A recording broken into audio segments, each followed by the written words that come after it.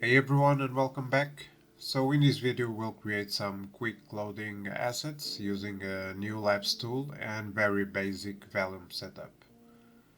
So here I have an image put together in Photoshop that we'll be using to create our clouds.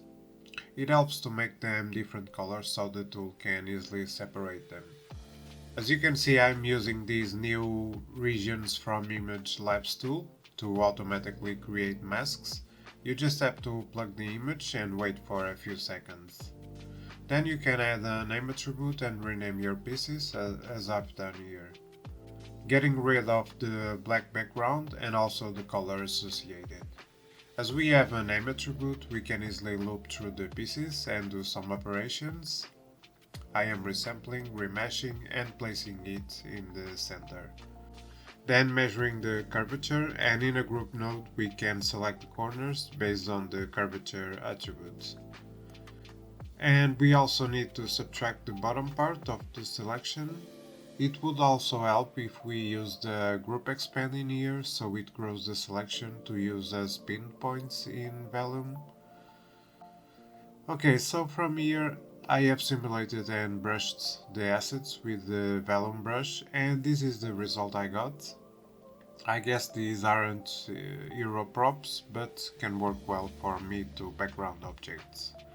I'm just going to quickly demo the workflow, adding a vellum cloud and just changing the bend stiffness. Honestly, I don't know what I'm doing in here, but seems to give me the result I wanted, so then we can create the vellum brush, press enter and G to simulate.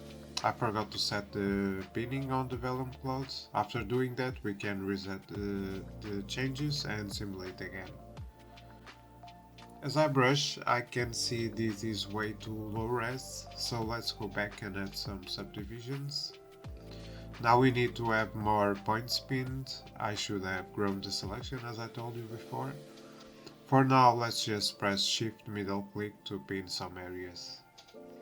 Now you can brush till you feel it's looking somewhat decent, and finally cache it. In this loop I'm just aligning it to the max in Y so it snaps to the points I have for hanging these pieces. And now we just copy the points with an attribute from pieces set to random, deleting also randomly a few points, and of course if you have more variations it would look better. But for the amount of work we put into it, doesn't look that bad. Okay guys, I'll post a sample file on my Patreon and check out my step-by-step courses on procedural workflows. Thank you for watching and see you in the next one.